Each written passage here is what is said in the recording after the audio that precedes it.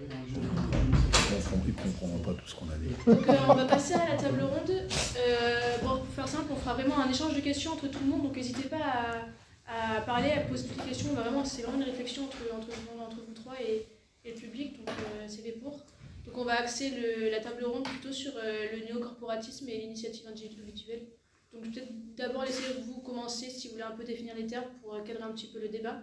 Et puis après, n'hésitez pas à échanger, c'est le but de la table ronde, donc qu'on peut faire chacun. Mais est-ce qu'on pourrait juste recentrer un petit peu le débat et bien parler tout d'abord du néocorporatisme. Je ne sais pas si tout le monde ici sait à quoi on peut faire référence.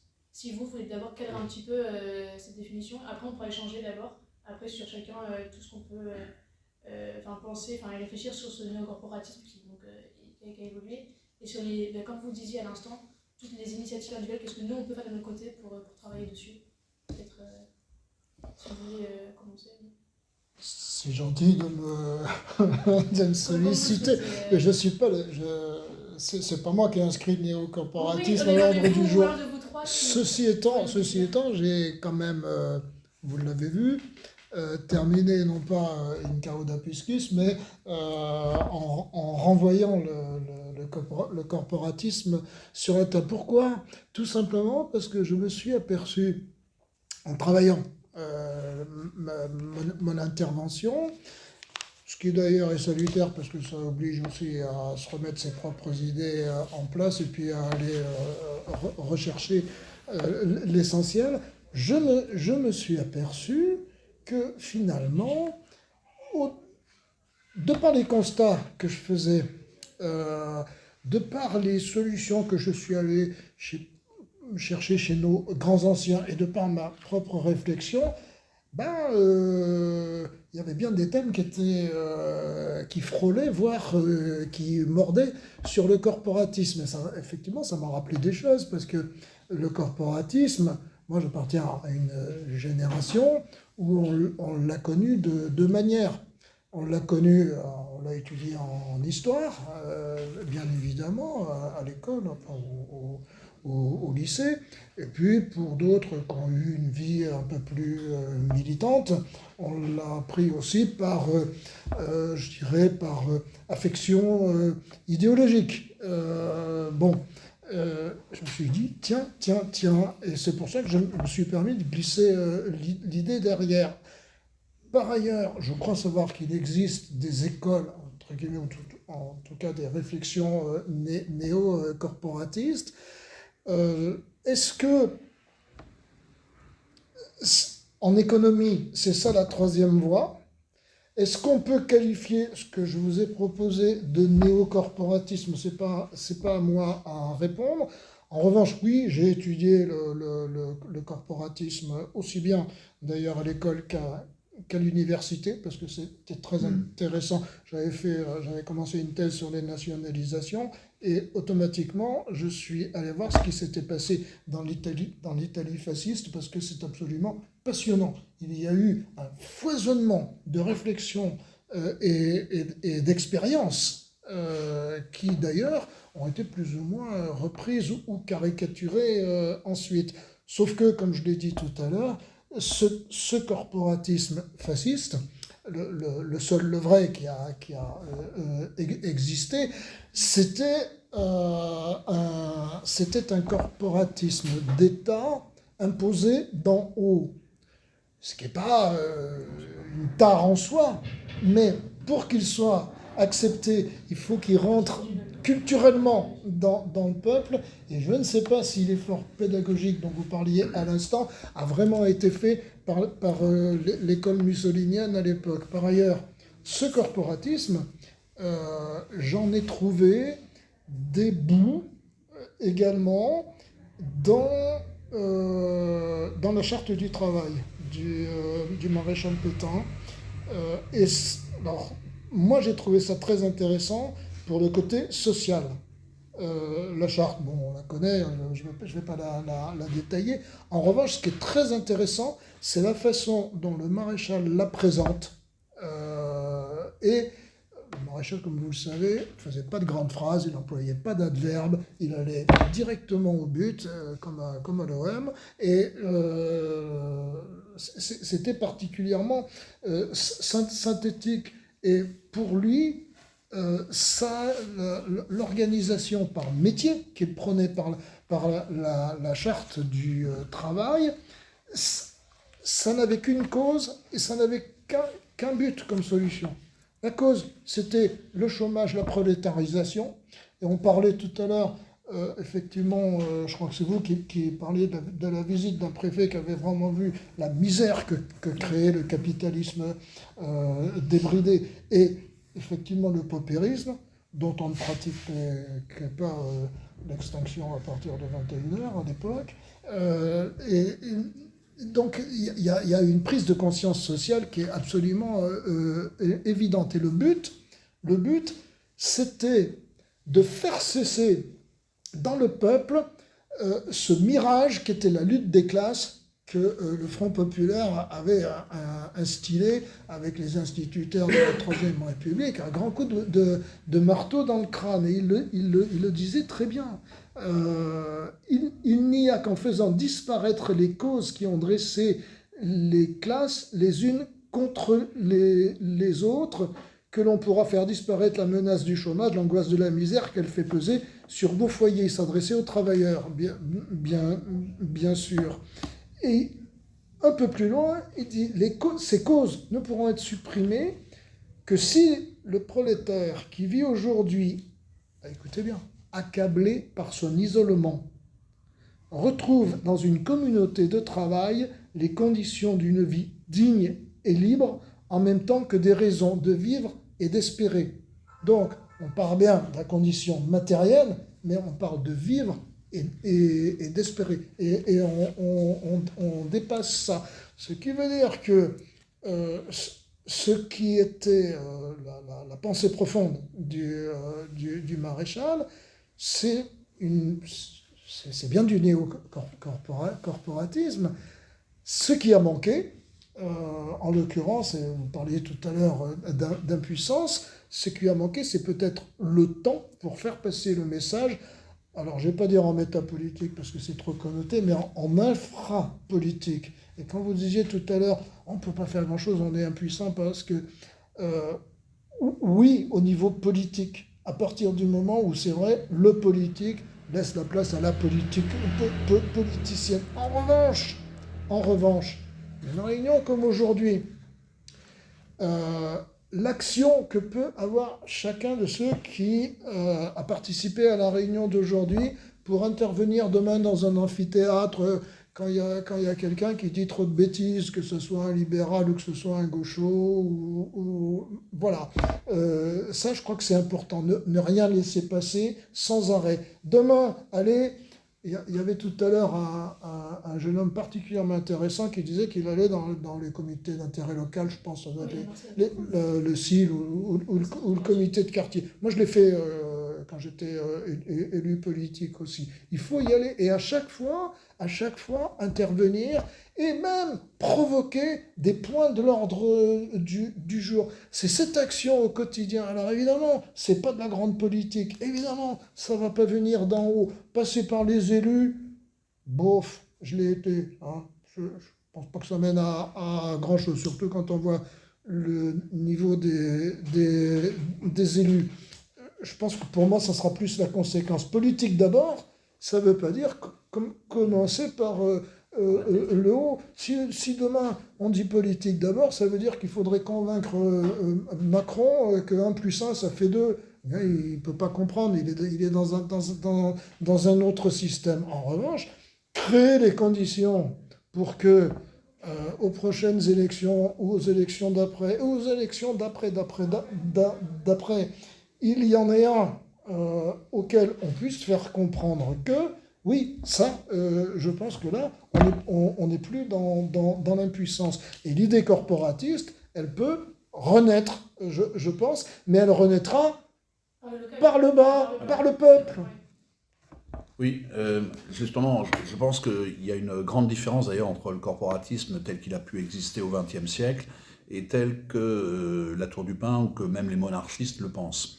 Le corporatisme d'État, le statocorporatisme, en définitive, c'est pas forcément celui qui est le plus souhaitable. le corporatisme tel qu'il est pensé, et alors c'est dommage que Philippe soit parti parce qu'on aurait pu en rediscuter, c'est un corporatisme qui part de la base. C'est l'organisation. En fait, c'est l'organisation des métiers par eux-mêmes, quelque part, qui peuvent se faire au fur et à mesure des changements professionnels, des changements même de techniques, des arrivées de nouvelles techniques, des nouveaux métiers, etc., etc. Je pense que ce corporatisme d'association, ce corporatisme vivant, en définitive, il existe parfois de manière informelle ou sans ce mot. C'est-à-dire que le mot corporatisme, pour moi, n'est pas un obstacle, c'est-à-dire qu'on l'emploie ou qu'on ne l'emploie pas. Ce qui importe, c'est de voir ce que l'on veut mettre derrière et ce que l'on peut faire justement pour sortir de l'individualisme libéral et pour créer des communautés autour du métier, autour de la création, autour de la production et qui prennent en compte justement la qualité du travail fait et qui rendent la dignité aux travailleurs. Moi, je crois que c'est quelque chose d'extrêmement important. Et alors, il y a plusieurs manières de voir un corporatisme rénové, mais ce qui est certain, c'est qu'on a déjà un certain nombre d'éléments. En fait, quand on regarde bien, il y a eu 1791 qu'on a évoqué, les lois d'Allard et Le Chapelier, qui cassent tout, qui cassent véritablement tout, au nom de la liberté de l'individu, je dirais, seul. Il n'y a qu'à lire les propos de Barnave, il n'y a qu'à lire les propos de Le Chapelier, etc. C'est vraiment l'individualisme le plus marqué. On casse tout. On va même jusqu'à casser l'apprentissage, ça rejoint un peu ce qu'on évoquait tout à l'heure. On est même allé jusqu'à casser l'apprentissage parce que l'apprentissage risquait de créer une identité de métier, une identité professionnelle. Résultat des courses, on a fait que l'industrialisation du 19e s'est faite de la manière la pire qui soit, avec un ensemble de monades, un ensemble de gens qu'on pouvait exploiter sans aucune protection. Or, il y a eu, dès le 19e siècle, des associations d'ouvriers qui se sont faites, plus ou moins interdites. Il a fallu attendre la loi, et c'est là en fait où il faut jouer sur les deux, à la fois une certaine spontanéité, l'association, et à la fois la législation, parce qu'il a fallu attendre 1864, la loi Émile Olivier, pour que le droit de grève soit rétabli. Il existait avant la Révolution, et que le droit d'association soit rétabli. Il faudra attendre, là, la loi Waldeck-Rousseau de 1884. Mais quand on regarde bien, le 19e, le 20e, le 21e ont été à la fois l'application des principes de 91 et en même temps la réaction. Moi, la phrase de Gaxot que j'aime bien citer, c'est celle où il explique que tout le syndicalisme contemporain est une insurrection contre les lois de 1791. Donc c'est ça. Et quand on voit aujourd'hui les corps de métiers, alors les métiers aujourd'hui, on voit quand même qu'il y a des formes comment on pourrait les appeler, de pré-corporatisme, de proto-corporatisme, tout ce qu'on voudra. Il y a des formes où on voit que désormais l'ouvrier n'est plus seul, que la personne n'est plus seule. Et alors, j'ai vu, il y a Guillaume Travers qui a beaucoup travaillé sur la question et qui évoquait le déclin du syndicalisme et qui, justement, parce qu'il explique que le paradigme du syndicalisme, c'est d'être fondé sur la lutte des classes. Parce que quand il y a eu 1884, en fait, on était dans cette optique-là. Or, justement, l'intérêt d'un néocorporatisme, c'est de voir la concorde, la conciliation des classes, autant que faire se peut, pour une production donnée et avec la garantie de celle-ci. Et en définitive, et alors c'est ce qu'on retrouve d'ailleurs dans le corporatisme du maréchal Pétain, c'est justement l'idée d'en finir avec la lutte des classes. Déjà, si on y arrive, etc. Bon. C'est un peu différent dans le corporatisme italien, mussolinien, qui lui est un corporatisme, j'allais dire, très jacobin. Et très jacobin, très républicain en fait. On voit que là, il y a... Bon. Donc je pense que il faut reprendre les choses à la base. Il y a un certain nombre de métiers qui se sont déjà plus ou moins faits en corporation. Je vais prendre le cas d'un certain nombre d'ordres, avec d'ailleurs les problèmes qu'on peut avoir dans ces ordres-là, avocats, etc. Ils ont par exemple leur propre caisse de retraite.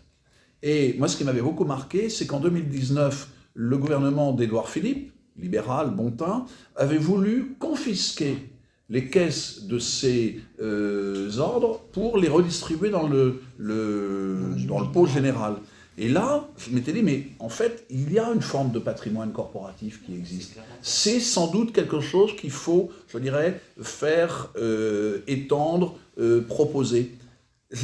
Au départ, les corporations sont faites dans l'histoire en tout cas, pour les métiers de production.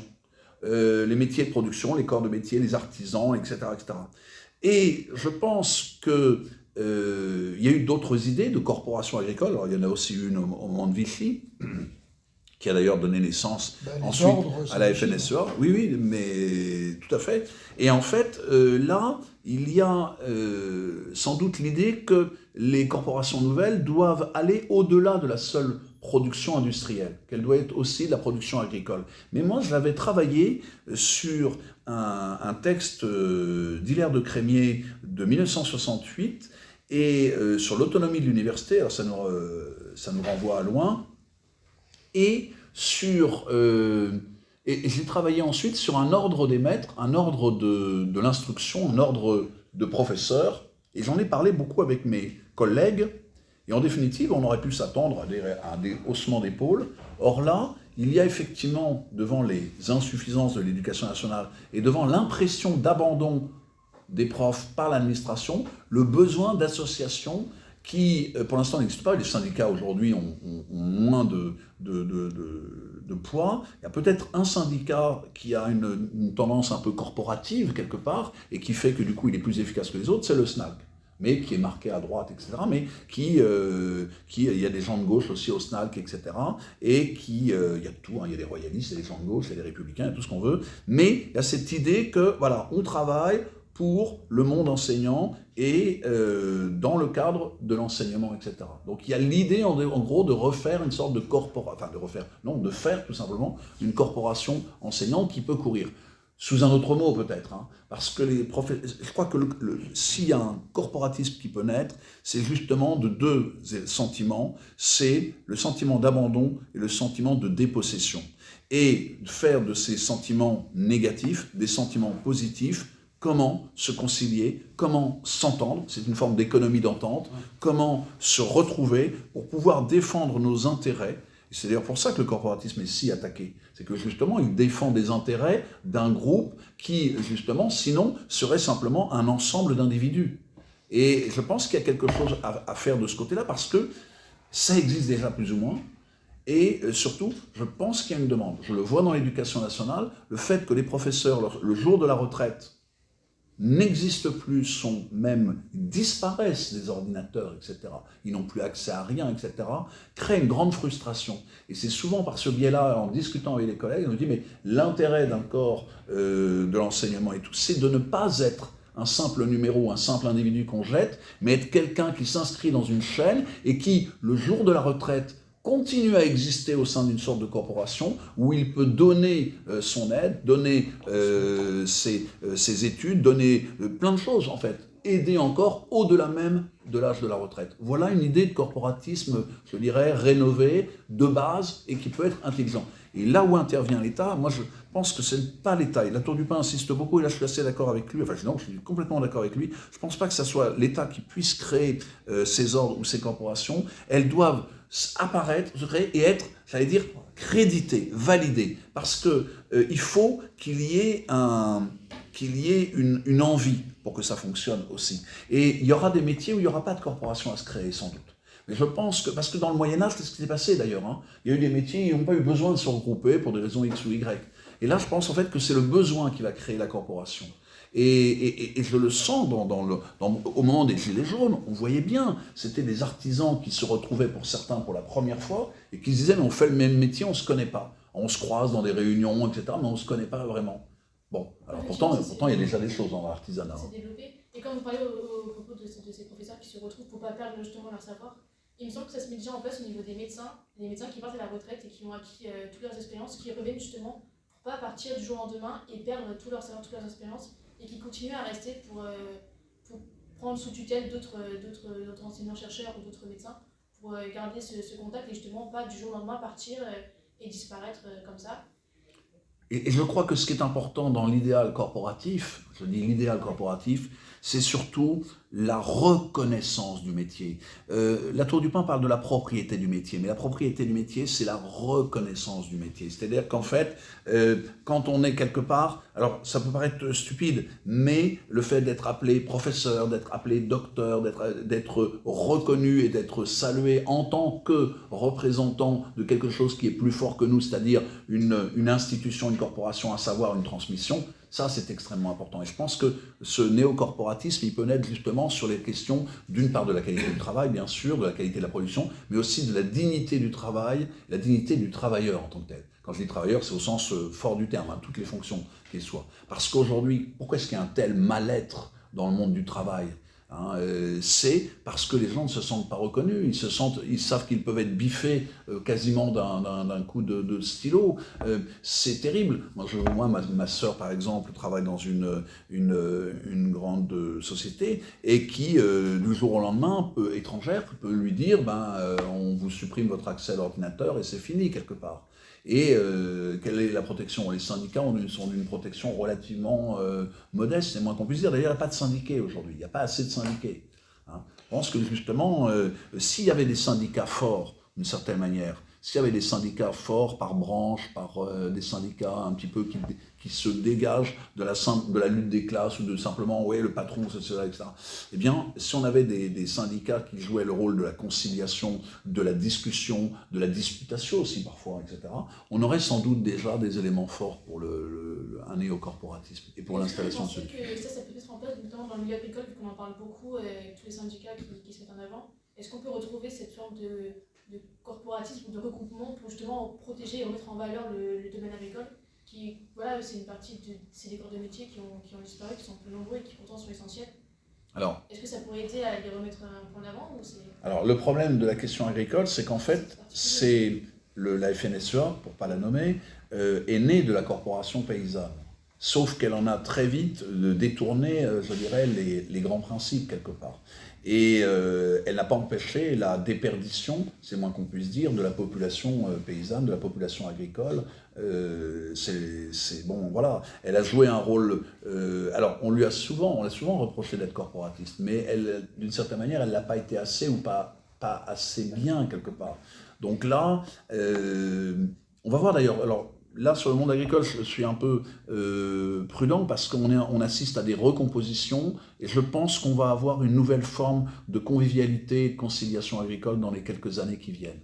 Mais l'intérêt serait effectivement... Alors, il y a déjà les chambres d'agriculture. Les chambres d'agriculture pourraient peut-être jouer un rôle plus important. Il y a une idée... Alors, je sais que... le général de Gaulle n'est pas toujours très populaire chez nous, mais il y a une idée quand même que le général de Gaulle a repris d'ailleurs, plus ou moins à l'autour du pain, c'était de faire une sorte d'assemblée des professions et des provinces. Et je crois que c'était plus ou moins le projet du Sénat de 1969. C'était la deuxième question. C'était la sous-question ou la deuxième question du référendum du 27 avril. Et donc là, ça s'inscrivait dans une logique corporative où on reconnaissait les métiers, on reconnaissait plus simplement des individus. Très intéressant parce qu'en fait, d'une certaine manière, c'était c'était le fait que le suffrage universel ne suffisait pas à signifier la dignité des métiers, des professions, des enracinements. C'est intéressant. Et alors, ça n'a jamais été repris, à ma connaissance. C'était d'autant plus intéressant que ça combinait, mais c'est pour ça que c'était trop compliqué, que, bon, on a toujours dit, il a posé deux questions sur lesquelles il aurait fallu répondre par des phrases, et il fallait répondre par un seul oui ou par un seul non. Mais je me demande s'il n'a pas fait un petit peu exprès aussi. Bon, toujours est-il que c'est d'autant plus intéressant qu'en même temps, il posait la question provinciale, ce qu'on appelle les régions. Et c'était totalement lié, parce que ça marche de façon matricielle. C'est-à-dire, il y a des métiers qui sont communs du nord au sud, de l'est à l'ouest, mais qui se vivent différemment, suivant qu'on est dans telle ou telle province. Je pense que la formation, vous dites, la Tour du Pain, bon, tant mieux, mais je pense qu'il a été pas mal influencé également par Maurras. Donc, je pense qu'il y avait cette combinaison des deux. Mais alors... pour faire foirer le coup, on pouvait pas faire pire, hein, franchement. La preuve, c'est que, comme vous le disiez à l'instant, la question n'a jamais été reposée. Or, pourtant, elle est vitale. La question non pas seulement de la déconcentration, mais de la décentralisation, la question de la représentation des métiers et pas seulement des syndicats. Mais c'est pour ça que tant qu'on ne posera pas le problème des institutions, et là, on peut... Parce que vous avez parlé tout à l'heure des avocats. Les avocats, c'est l'exemple parfait. il parle de régimes spéciaux. Non, c'est un corps de métier qui s'est organisé. D'ailleurs, on peut prendre des exemples justement comme les avocats et montrer que ça marche. Regardez, eux, leurs caisses de retraite sont excédentaires, ça marche.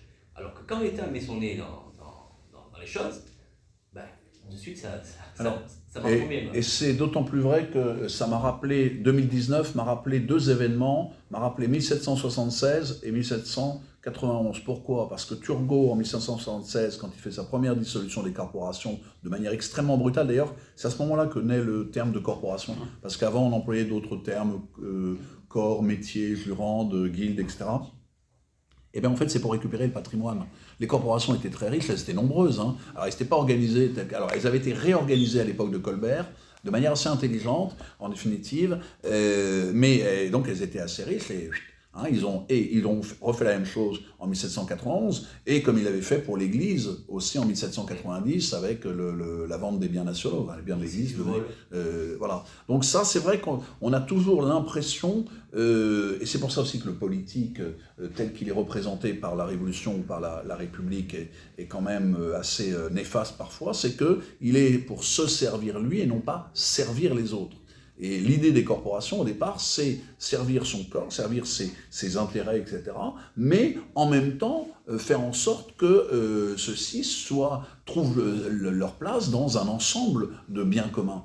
Ne serait-ce que, par exemple, dans les corporations, il y avait l'idée d'une qualité garantie. Et ça allait très loin, parce que dans certaines corporations, si quelqu'un avait fait n'importe quoi ou avait fraudé et tout, ça pouvait aller jusqu'à des sanctions qu'appliquait d'ailleurs l'État, qui pouvaient aller jusqu'à même, je crois, à la peine de mort dans certains cas, à une époque où on parle de la fin du Moyen-Âge, etc., etc. Donc, il y a une demande, là, les Français demandent à avoir une bonne qualité des choses, etc.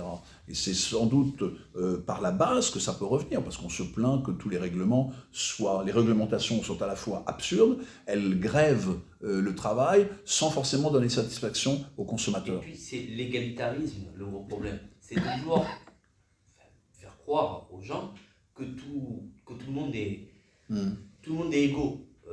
Donc là, on pourrait parler justement d'inégalité protectrice. Et là, c'est sur ça qu'on peut essayer de construire aussi, parce que le corporatisme n'existe plus, mais il y a encore des corporations qui existent.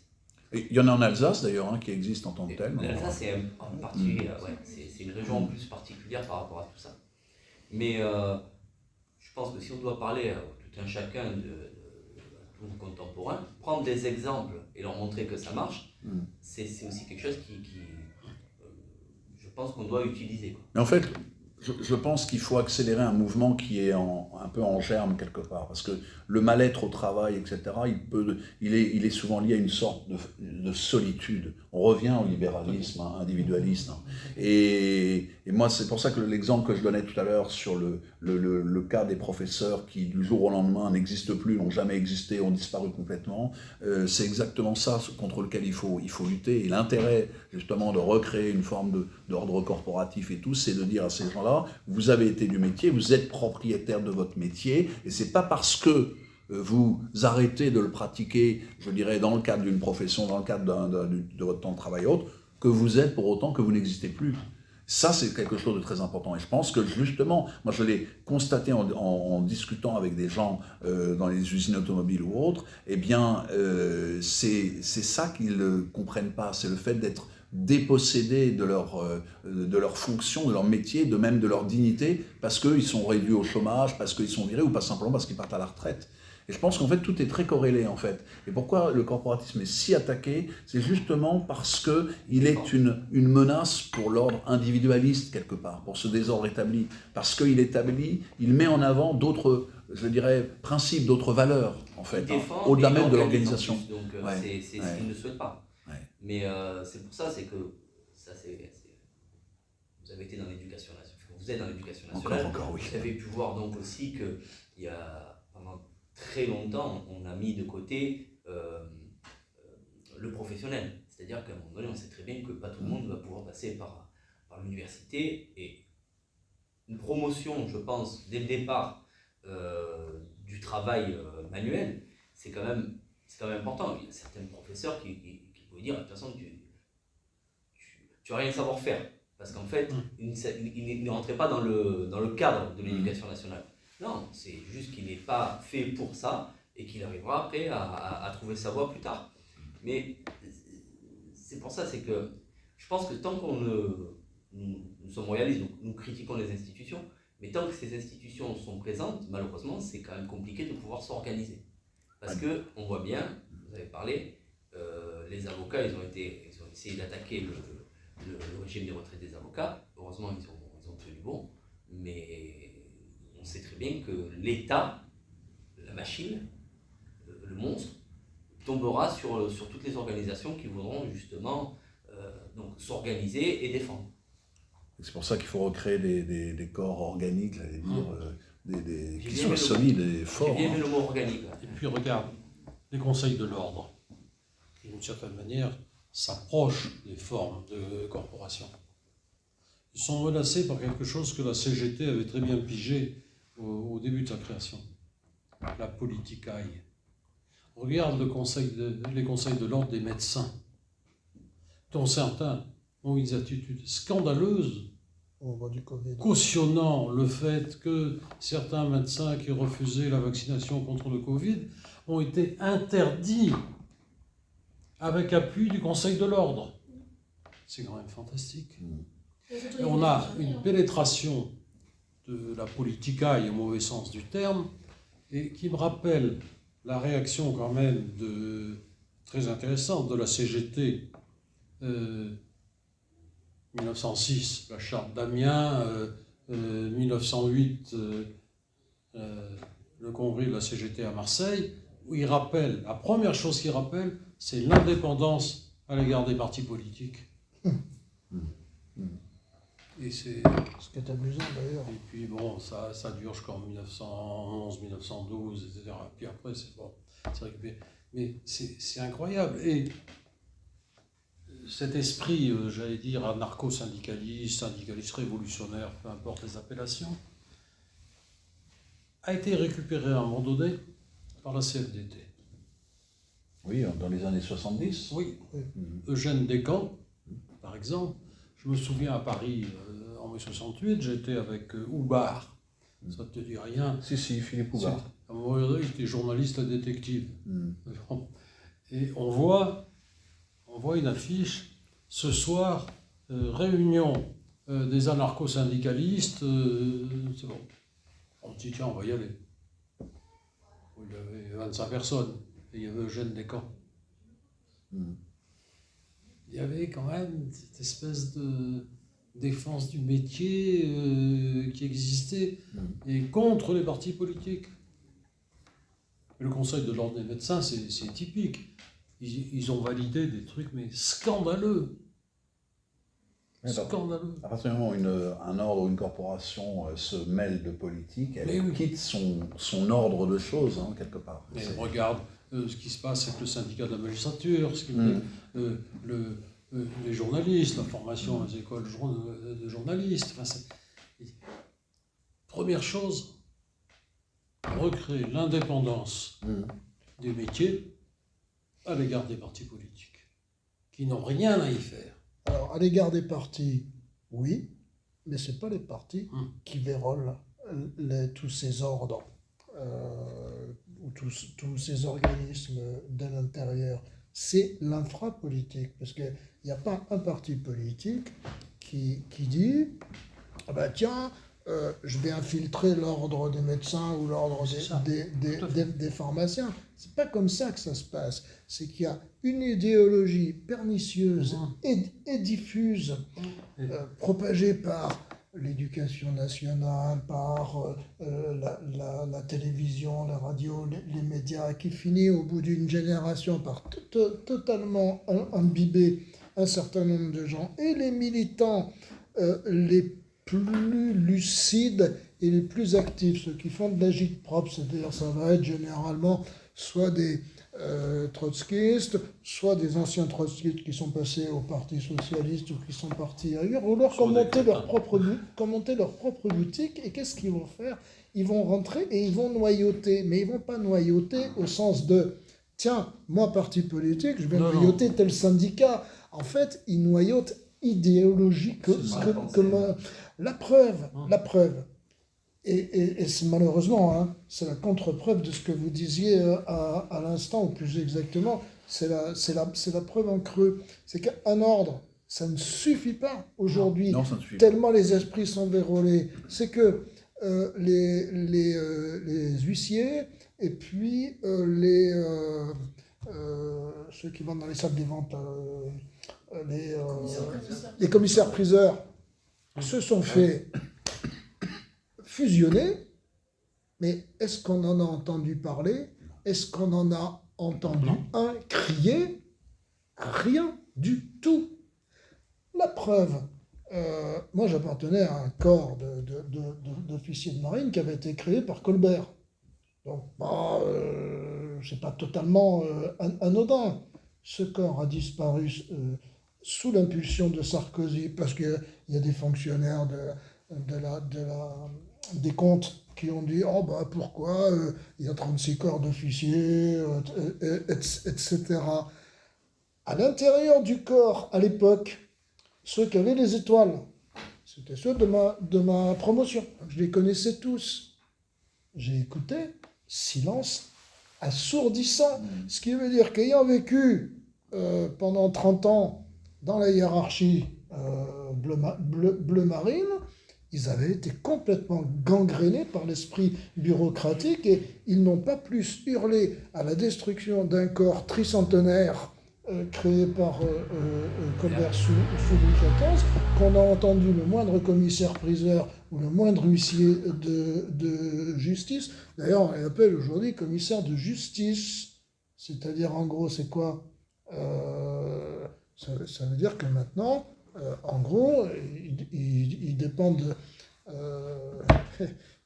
ils dépendent de la chancellerie avec toute l'indépendance que l'on connaît à la chancellerie, qui n'arrive même pas à faire fonctionner la justice, qui aujourd'hui fonctionne aux ordres du syndicat de la magistrature, comme l'éducation nationale marche aux ordres de la FEN.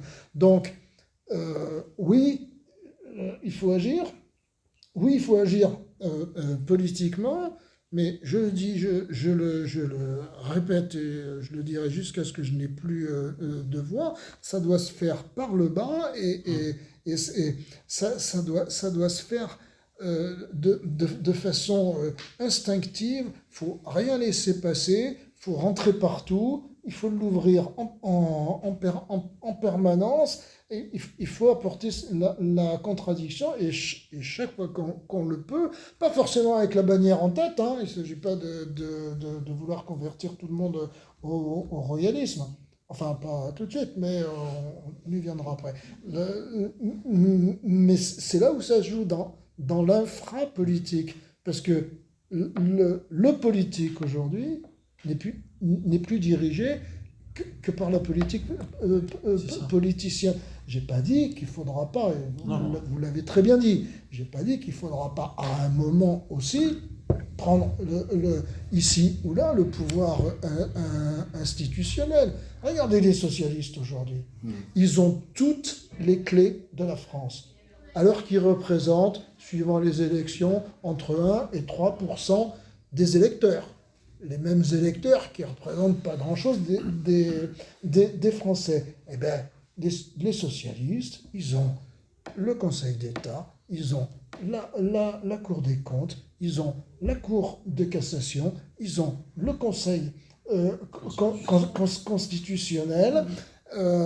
Si on va un petit peu plus loin, on peut dire que la plupart des grands ministères régaliens, il y a des ministres qui passent. Alors franchement, je ne veux pas être vulgaire, mais pour les directeurs des administrations centrales, ça leur en touche une, ça ne fait pas vibrer l'autre. Hein, ils s'en contrefoutent. C'est eux qui mènent la politique socialiste. Ben écoutez, on n'est quand même pas plus cons que les socialistes.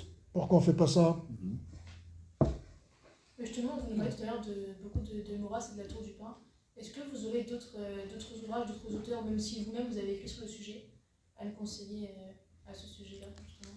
Alors, sur les corporations, sur le corporatisme en Oui, général, en général, alors il y a les travaux de Guillaume Travers qui me semblent intéressants. Ils étaient présentés d'ailleurs sur la table de presse. Il a fait 3 petits volumes qui sont très intéressants. On peut ne pas être d'accord tout à fait avec certaines de ses conclusions, mais le dernier sur corporation et corporatisme me semble tout à fait intéressant. Il y a des brochures, il y a des tas de choses, etc. Alors, il y a, en fait, c'est un sujet intéressant, le corporatisme, et qui est relativement peu évoqué. Il y a eu un livre, il y a quelques années, fait par Kaplan, enfin, autour de Kaplan. Alors, Stephen Kaplan a une particularité, c'est que c'est le meilleur historien à la fois du pain en France, à la fois de la naissance du libéralisme et de son imposition, donc à partir des années 1760, 1776, 91. Et c'est lui qui a écrit un énorme livre, La fin des corporations, qui, dans son introduction, remet un peu les pendules à l'heure. Et il a fait un autre livre, en fait, qui s'appelle La France malade du corporatisme, si mon souvenir est exact, où il y a des débats justement sur ce qu'on pourrait appeler le corporatisme, pourquoi, etc., etc. Donc, mais c'est vrai qu'il n'y a pas beaucoup de travaux. J'ai raconté tout à l'heure l'anecdote d'Amélie de Montchalin. Amélie de Montchalin, quand elle arrive au lycée, qu'elle fait sa présentation, premier adversaire, le corporatisme. Donc l'idée qu'en définitive, le fait d'avoir des gens qui en face d'elle se regroupaient pour résister par rapport à un sujet donné, par rapport à leur point de travail donné et tout, était quelque chose de mauvais et très intéressant. C'est-à-dire que le corporatisme est souvent vu, d'ailleurs, comme, je dirais, un adversaire qu'on ne cite pas ou qu'on ne définit pas, mais qu'il faut absolument évacuer du champ même de la pensée. Oui, effectivement. Et la Tour du Pain a beaucoup écrit. Est-ce que vous aurez, parmi ces ouvrages, lesquels seraient les plus abordables parce qu'il a beaucoup écrit. Il y a Alors, Firmin Baconnier aussi, qu'on vous parlé tout à l'heure. Oui, il y a Firmin Baconnier qui a fait beaucoup de choses, de petites brochures, mais qui n'a pas été réédité depuis très longtemps, donc on peut les trouver, nous on en a réédité quelques-uns, mais on peut les trouver sur Internet ou parfois à la F ou dans des boîtes. En fait, il faudrait là aussi faire un travail de tri, d'études et de commentaires surtout. De la Tour du Pain, il y a aphorisme de politique sociale, il y a Vers un ordre social chrétien, Jalon. C'est sans doute le plus intéressant, c'est une véritable Bible, ça avait été publié en 1907, c'est tous ces grands écrits depuis les années 1880-1907. Le seul souci, c'est qu'il faudrait... Alors il y a eu une édition qui a été faite en 2017 chez Dominique Martin-Morin, qui est sous le nom d'un...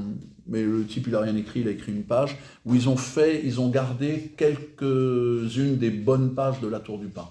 Donc c'est... je ne sais plus quel est le titre, mais enfin c'est récent, hein, c'est Dominique Martin-Morin, 2017.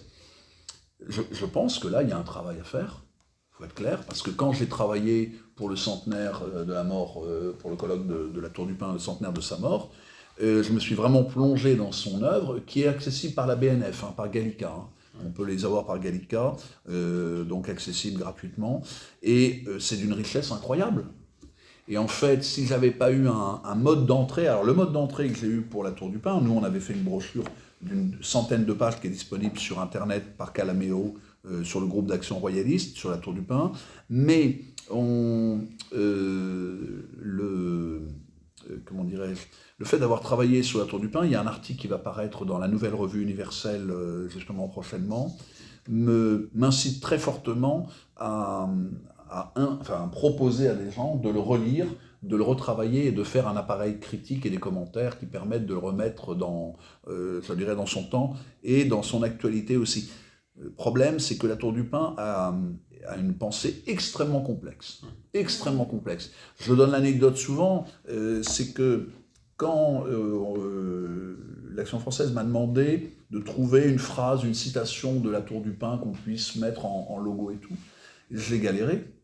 Mais vraiment, hein, D'habitude, il y en a, alors il y en a un qui me donne beaucoup, c'est Thierry Monnier, pas de problème. En plus, celui, c'est en plus d'ailleurs très intelligent, très fin, très, très fort. Mais la Tour du Pin, c'est très fort, très complexe. Mais alors, pour synthétiser, et donc, j'ai été obligé de bidouiller, en fait, pour avoir quelque chose sur une citation intéressante, ou en tout cas motivante, de la Tour du Pin.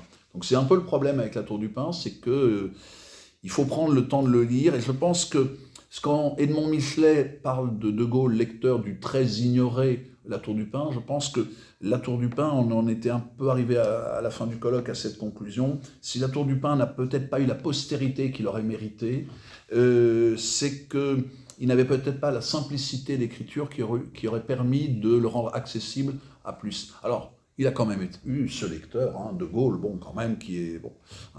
Mais aujourd'hui, c'est vrai que nos hommes politiques, la Tour du Pin est illisible. Il a été cité au Sénat dans les années 2010 par un sénateur, qui est devenu ensuite ministre de M. Macron, et qui l'avait lu et avait été impressionné par la Tour du Pin.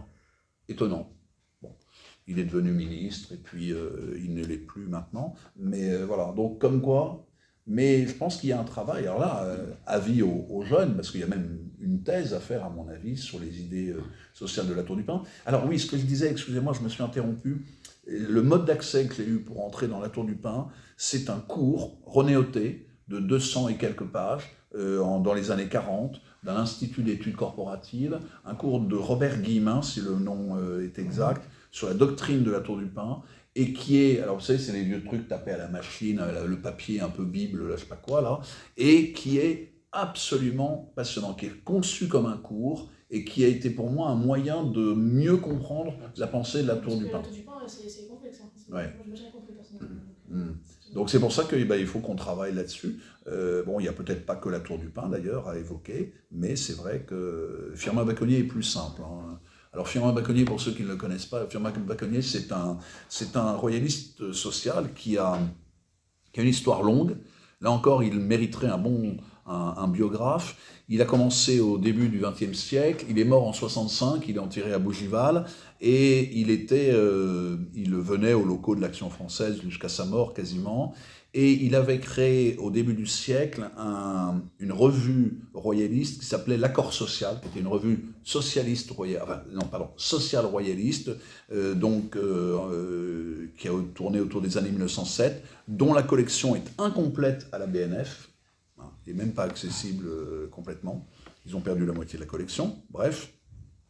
Et l'accord social a eu un destin assez étonnant, c'est que le seul à avoir parlé, à avoir évoqué ce royalisme entre guillemets prolétarien, c'est Zève Sternel dans La droite révolutionnaire, où il a un chapitre sur l'Action française et le prolétariat, et où il cite abondamment des éléments de l'accord social qui sont d'ailleurs pas du tout inintéressants, c'est le moins qu'on puisse dire.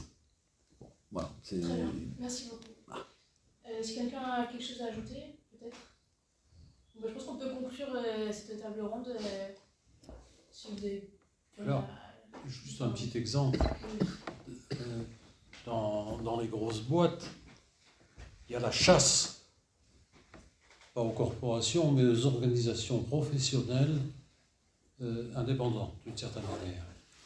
Moi, j'ai eu la chance, quand je suis rentré au Crédit Foncier, où j'ai fait toute ma carrière, je suis rentré véritablement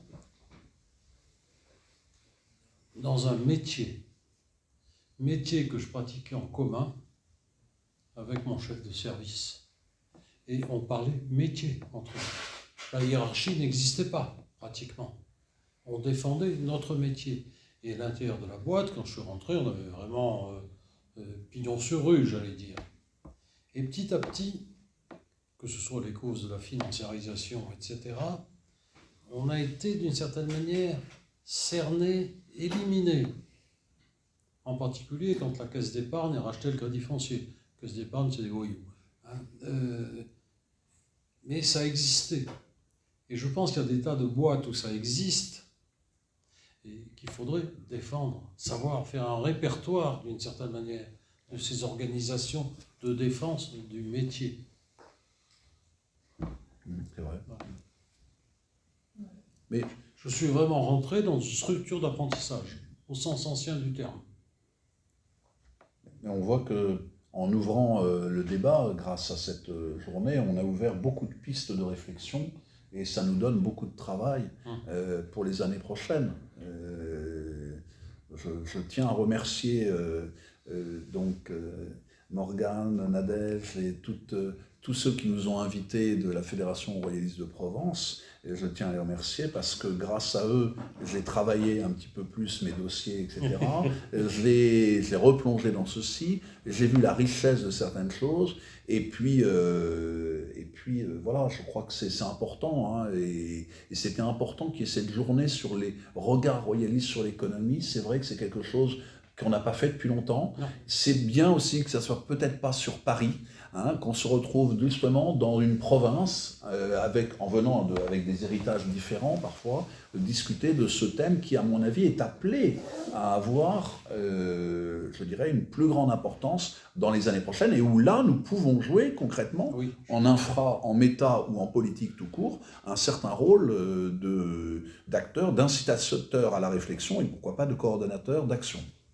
Écoutez, si on veut avoir une influence politique, quelle qu'elle soit, hein, métapolitique, infrapolitique, politique, peu importe, mais si on veut donc jouer sur la vie de la cité, pour faire court, en tant que mouvement ou en tant qu'école de pensée, je ne vois pas comment on peut faire l'économie de ne pas parler économie. C'est impossible. Non pas... J'en parlais avec les jeunes gens tout à l'heure, parce que l'économie est un but en soi, mais c'est un moyen sine qua non. Et sine qua non, parce que sinon on ne sera jamais crédible dans ce que nous proposons. Et puis n'oublions pas qu'aujourd'hui, c'est quand même la préoccupation numéro 1 du peuple. Tout à fait. Merci à vous pour ces échanges. Effectivement, on aura du travail. Merci.